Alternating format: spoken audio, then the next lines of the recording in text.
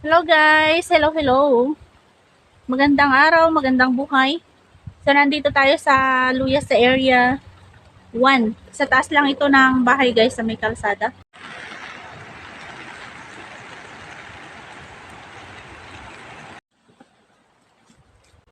Malalaki itong ano natin dito. Luya natin dito. Ayan o.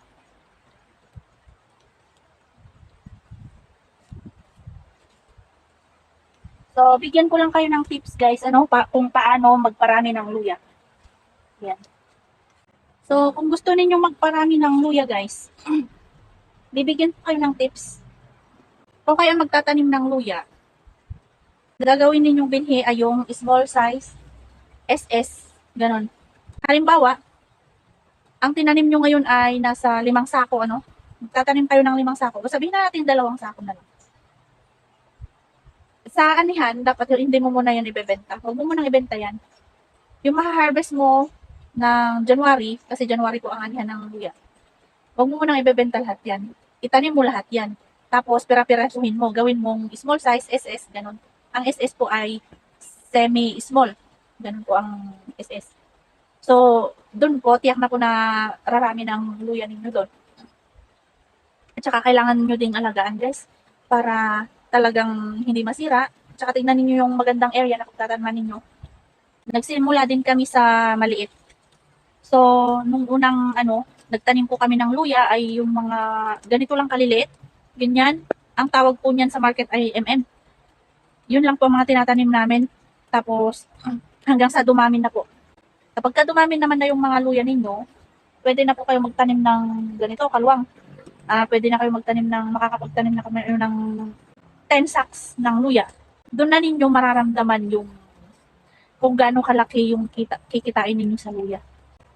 Nagsimula kasi kami guys sa 6 na sako, 5 to 6 sacks.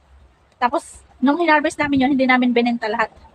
So, ang kinalabasan po nung 6 na sako na tinanim naming luya noon ay naging 29 sacks at saka kalahati. O sabihin na nating 30 sacks.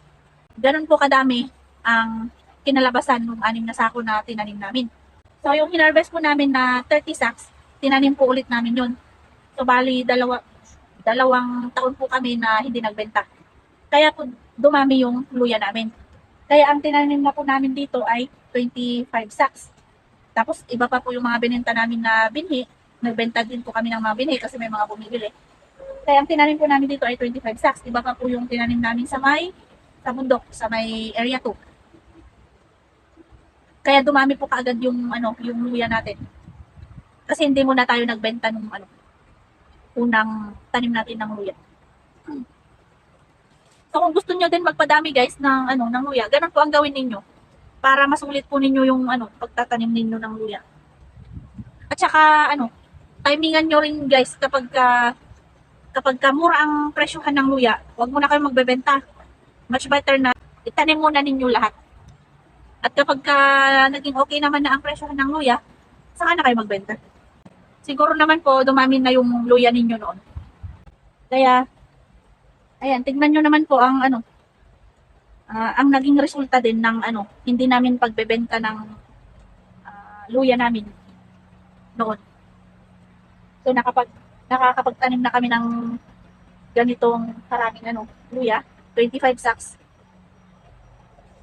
Tapos kapag na-harvest pa natin ito, hindi lang doble ang kita natin guys.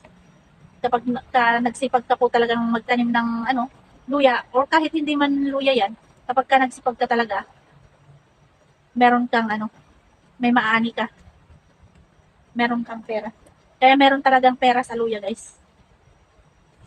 Kasi ang luya po talaga ay hindi naman po yan bumababa.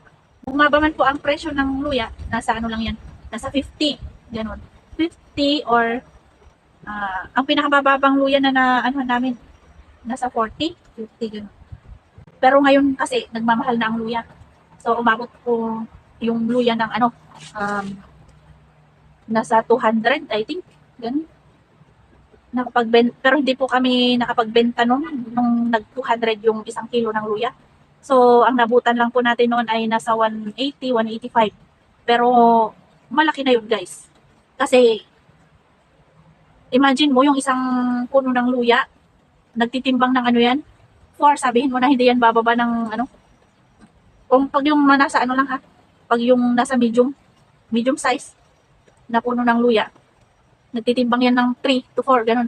How much more kapag yung talagang ano, inalagaan mo yung luya mo, tulad nung nandyan sa baba, tsaka yung meron din dito malalaki, nagtitimbang yan ng 7 to 8 kilos.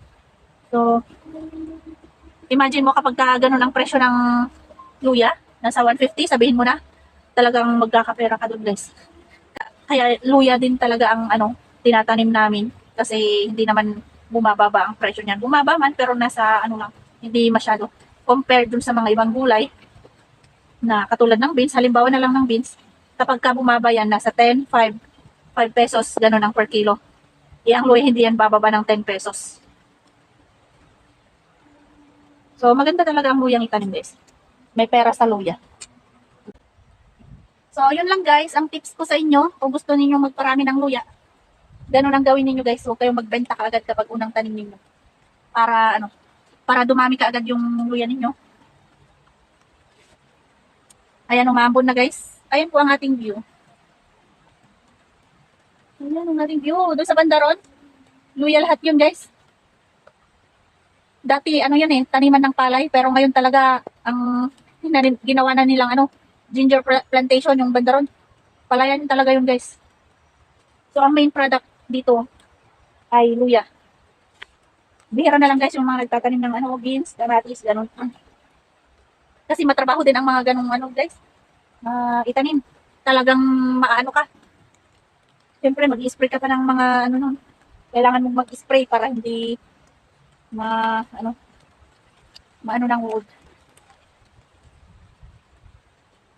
Kapag luya kasi ang tinanim mo guys, ano, dadamuhan mo lang yan. Tapos kapag nakita mong medyo nag-yellow yung dahon ng luya, isprayan mo lang ng ano. Okay na. So madali lang mag-alaga ng ano guys. Magtanim ng luya.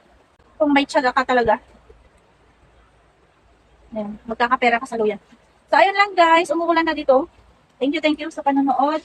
Sana po wag po kayo magsawang sumuporta sa atin. Thank you very much. Maabo na. Bye.